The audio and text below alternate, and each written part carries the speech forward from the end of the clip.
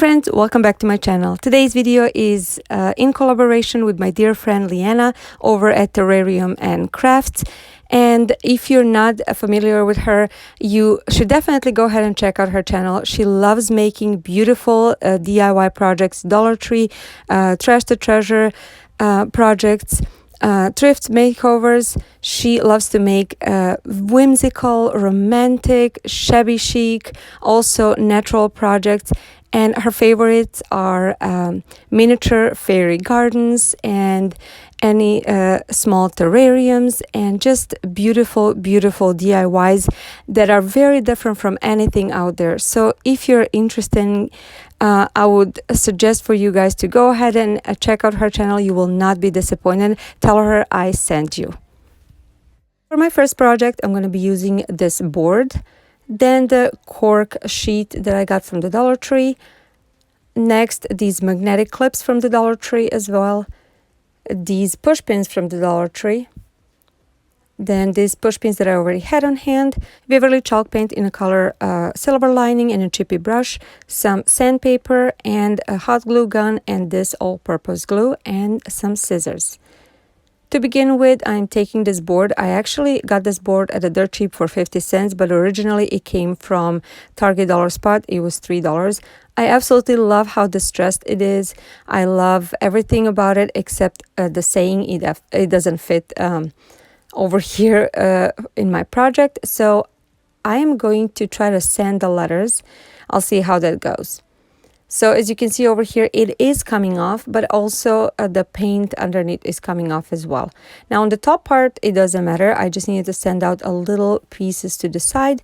It's not going to be noticeable. It's going to be covered with a cork. But on the bottom part, that last word, I want to sand it as much as possible. I am sanding it very lightly, so I'm trying to just take off the wordings. And it is working out, as you can see. And after I was happy with how it came off, as you can see over here, you can still see it a little bit, but I'm taking this Waverly chalk paint in a color silver lining, and I'm going to just dry brush it a little bit. This color is very, very close to the color that was used to be distressed, and it is working. I was able to cover it.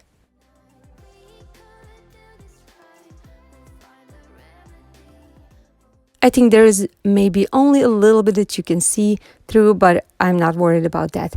I'm also covering the little bit of size that's going to be visible outside of the cork part. Now I'm taking the cork sheet and I'm measuring how much I want to cut. And I'm using just a regular pencil to mark it.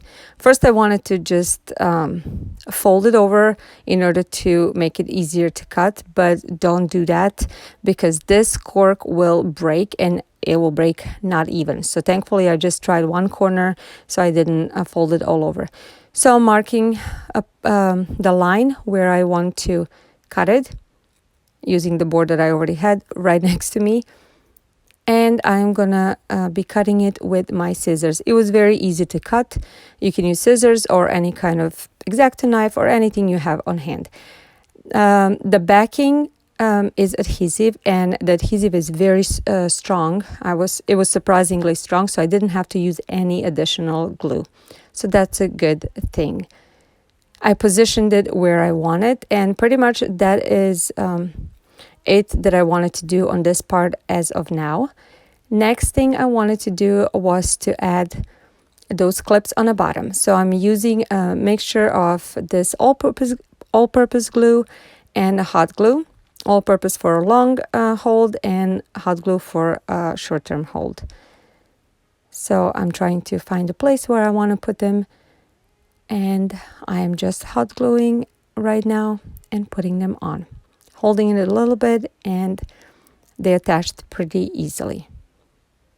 After I was done with this part, I wanted to add just some detail on a cork part. So I had these kind of a push pins, I think, on hand already. I got them off of Wish a long time ago, but I know Dollar Tree carries similar ones. And at first I just wanted to push it through this board, but no, this board was pretty thick one, and it didn't allow me to just push it through. So I used a little hammer and just hammered it down. And since I didn't like the color of it, it didn't match the clips on the bottom, I used this Martha Stewart metallic craft paint to just dab it onto them a little bit to make it more matched to the clips on the bottom. And after that, this project is complete. If you would like to recreate this project and you don't have any kind of board like this, you can certainly take one of those Dollar Tree signs. They worked perfectly. So this is how it turned out. I absolutely love it. This is going to be part of my either office decor or maybe in a laundry room where we hold keys and just we can leave messages to each other. It was so easy to make, and I really think it looks modern but rustic, and I absolutely love it. If you're new to my channel, if you're coming from Liyana's channel, welcome. I would love for you to stick around and look around my channel, watch some other videos, and I really hope you will enjoy watching them enough to decide to subscribe to my channel. It is completely free, and don't forget to turn on notification bell on so you don't miss any of my future videos. Also, I'm on Instagram, Pinterest, and Facebook, so please go ahead and find me over there. For my second project, I'm going to be using these Jenga blocks from the Dollar Tree. This particular ones had 2 different colors, and I love that. I'm also using this Waverly chalk paint in a color Silver Lining. I'm going to start off with that.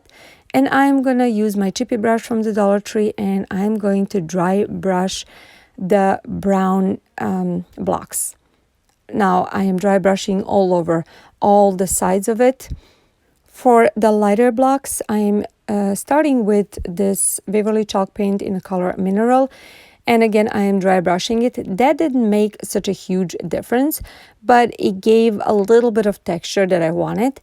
So after I was done dry brushing all of them, then I'm going back and doing other sides of it. And you will see me over here just making sure everything is completely dry brushed.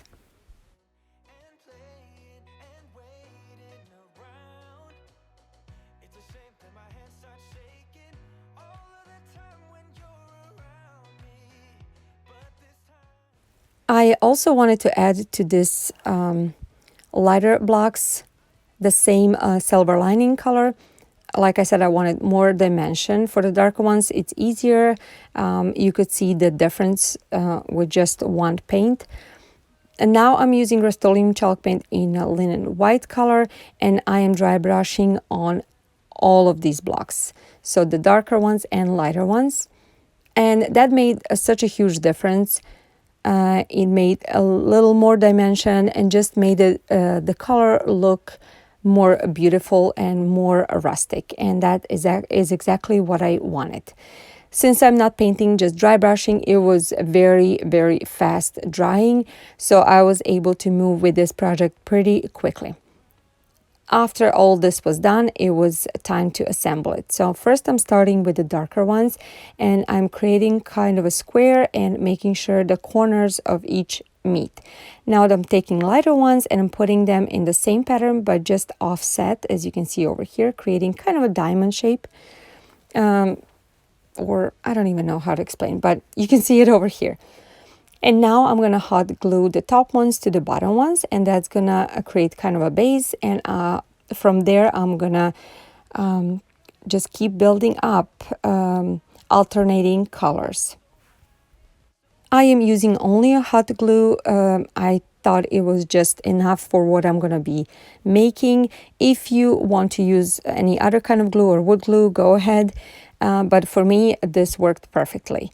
I love Jenga blocks. I think they're so perfect for many kind of projects. And I already did many projects with them, and you can find them on my channel as well.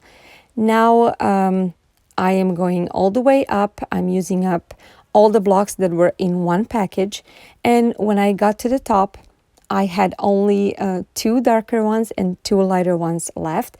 And for me, that was not an issue. I thought it looked pretty cool, so I put 2 darkers opposite of each other and 2 lighter ones again, opposite of each other, and I thought it looked pretty cool.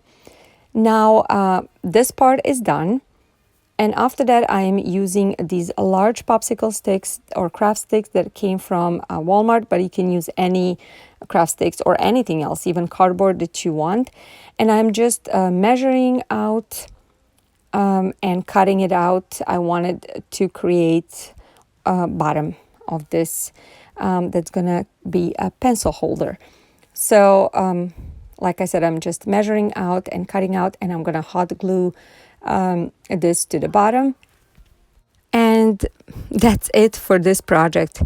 It was so easy to make. You already saw it, and it's so versatile. You can paint it in any color you'd like. You can leave it the way it is. It is super easy. So this is how the pencil holder turned out. I think it's so beautiful. I think it is modern but rustic and just very beautiful. And it will match perfectly my new office decor.